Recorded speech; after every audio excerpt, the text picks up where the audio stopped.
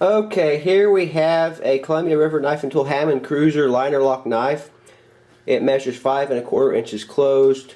It has a 3 3/4 inch black coated stainless modified clip point blade with dual thumb studs.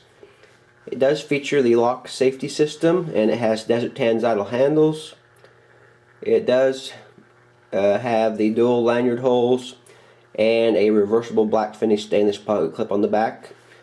And it does include extra pocket clip with screws in the box.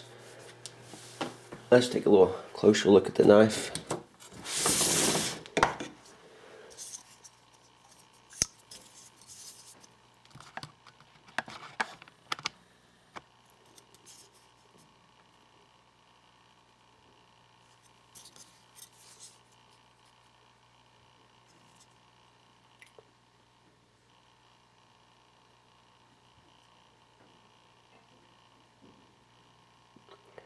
Now you can see the model number 7904DB.